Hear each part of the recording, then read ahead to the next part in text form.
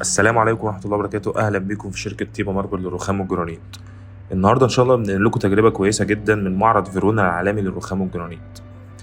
تيبا ماربل مش أول مرة تشارك في المعرض ده، هي شاركت تقريبا تالت مرة على التوالي، وكانت مشاركات ناجحة جدا. المعرض ده بيضم فئة كبيرة من مصنعين العالم للرخام والجرانيت حول العالم كله. زي ما انتم شايفين كده من على البوابة، ده السكشن التركي. كل بلد بتيجي بسكشن هنا بتعمل، أو كل مصنع في أي بلد بيجي يعمل معرض هنا للخامات بتاعته. زي ما انتم شايفين كده دول الأتراك عارضين خاماتهم، خامات جميلة جدا. انت دلوقتي معانا لايف من المعرض جوه. زي ما احنا شايفين كده هتلاقي منتجات متنوعة وخامات متنوعة. يعني هنا مثلا المنتجات الحجرية والوش جبل والروك فيس، زي ما انتم شايفين طبعا روعة. طبعا كل رخام بيعبر عن البلد بتاعته. يعني احنا هنا في مصر هتلاقي رخامنا دايما بيميل للاصفرار وبيعبر عن طبيعتنا، ونفس الكلام الجرانيت عندنا ليه اصول عريقة من ايام الفراعنة، ومستخدم من ايام الفراعنة في المسلات وحاجات زي دي كتير.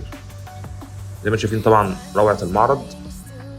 معرض حدث مهم جدا بيقام سنويا في فيرونا في ايطاليا، بيشارك فيه حول العالم مصنعين بشكل مهول. طبعا الحمد لله احنا كان لنا نصيب السنة دي في 2023 اننا نشارك بمعرض كتيبا ماربل. الحمد لله كانت مشاركة ناجحة جدا، وقدرنا نوصل الخامات المصرية بشكل عالمي بشكل ممتاز. طبعا احنا اثناء واحنا رايحين البارتيشن بتاعنا احنا بنتفرج على المعرض معاكم. زي ما انتم شايفين كده دي خامات معظمها ايطالي ومستوردة، هتلاقي اسباني وهتلاقي ايطالي وهتلاقي دايما خامات من حول العالم كله. طبعا شايفين الجمال والتنسيق والنظافة. دي شركة عالمية ليها بارتيشن، عارضة هي دنيتها. طبعا هنا في ممرات الناس بتمشي فيها عشان تتنقل من بارتيشن لبارتيشن. زي ما احنا شايفين كل بيتفرج وكل بيشاهد جمال الرخام والجرانيت حول العالم كله.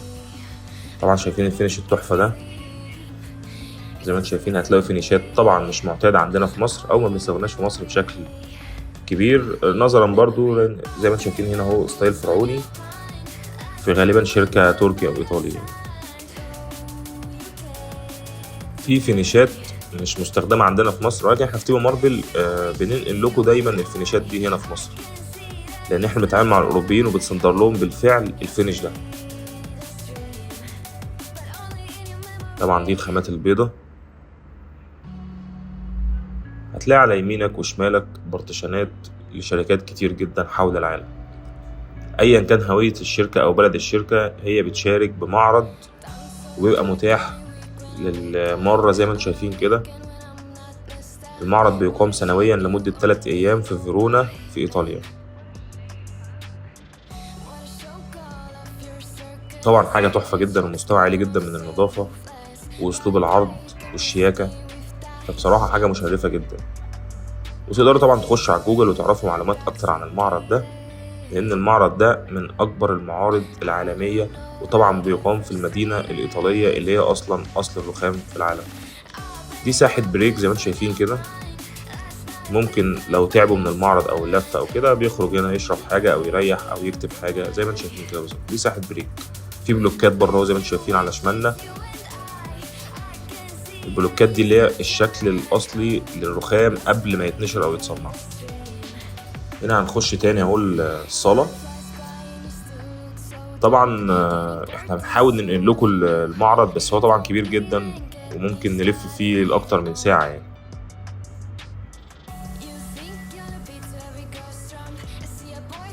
طبعا انا سايبك تتفرج وتشوف معايا، لان حبيت انقل لك الفيديو ده بالظبط في تيبا ماربل هنا، كأنك زرت المعرض بالظبط، كأنك اتفرجت معايا على المعرض وجماله.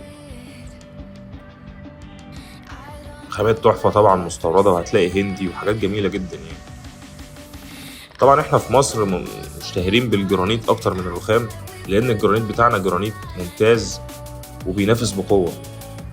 الرخام عندنا مش افضل حاجة، ولكنه برضه ليه سوق، وعندنا خامات عالية جدا زي التريستا وزي خامات عالميا مستخدمة بشكل مهول، والجلالة والصاني مانيا. الخامات دي على مستوى العالم مستخدمة، وابتدى الأوروبيين يميلوا للألوان بتاعتها دلوقتي، وطلع ترندي هي والجرانيت المصري، بالذات الحلايب والنيو حلايب. طبعا زي ما انتم شايفين ده أكيد هندي.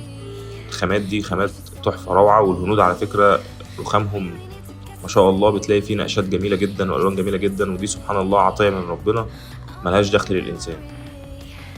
بتبقى كل بلد ليها سمة في الرخام بتاعها من ربنا كده رباني.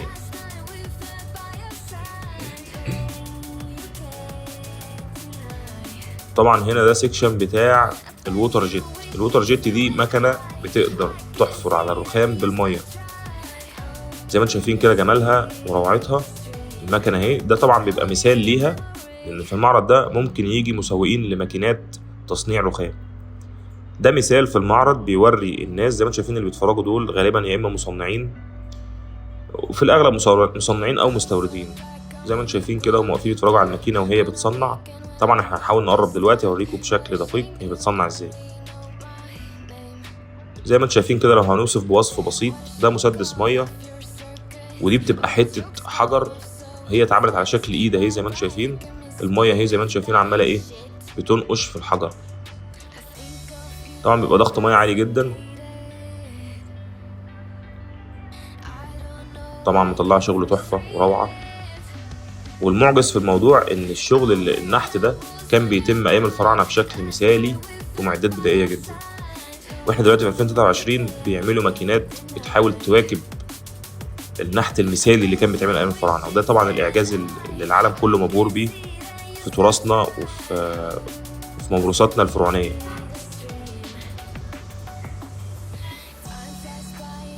طبعا هو المعرض مش معمول اصلا للماكينات بتاعه تصنيع الرخام، ولكن بيبقى فيه مشاركات زي اللي احنا شفناها دي طبعا حاجات زي ما انتم شايفين قدامكم كده، حاجه اسمها اوبن بوك.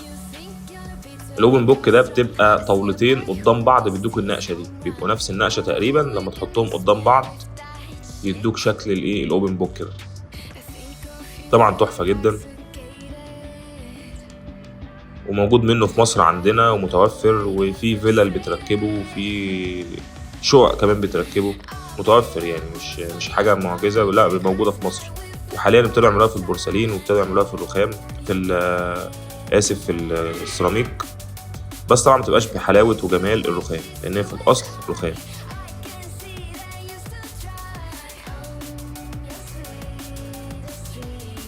طبعا احنا ممكن نكون كل اللي لفيناه ده مجرد ربع المعرض او نصه، لان هو زي ما قلت لكم معرض كبير جدا بيشارك فيه العالم كله عالميا. هو من اكبر المعارض اللي بتقام سنويا في فيرونا في ايطاليا، بيشارك فيه كل مصنعين الرخام على مستوى العالم. طبعا احنا هنا قربنا من البارتيشن بتاعنا، البارتيشن بتاع طيبة ماربل قدامنا هناك اهو. طبعا المعروضات عندنا احنا بنحاول بقدر الامكان ننقل خاماتنا المصريه بافضل شكل للاوروبيين. قدامنا مستر محمد حسن اهو. طبعا مستر وليد هو اللي بيصور لنا اللايف دوت. زي ما انتم شايفين الروك فيس والسبليت فيس والجرانيت معروض على شمالنا اهو، واللي في وشنا هناك ده رخام. طبعا الحاجات دي واخده فينيشات مش مجرد بولش لامع. الارضيه هنا معموله نيو حلايب. وطبعا زي ما انتم شايفين تحت كده انا عاجبني جدا السكشن بتاع الروك فيس ده والسبليت فيس رهيب. والتجميعه دي بتتم على ايد متخصصين عندنا بطريقه معينه بحيث انها تتعرض في المعرض بشكل كأن بالظبط دي حيطه متشطبه يعني. وفي احواض اهو على يميننا اهو تحت لو شايفينها، كل دي خامات مصري. عندنا حوض تريستا وعندنا الاونكس دوت.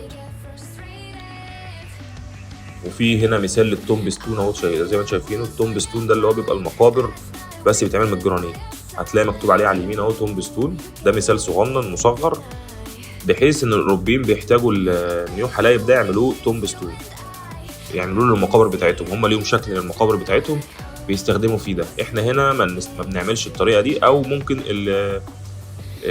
اخواتنا المسيحيين بيبقى مقابرهم شبه كده شويه. بس طبعا في اوروبا ده منتشر جدا ومتعارف عليه، والخامه النيو حلايب دي بقت ترند جدا في الموضوع ده.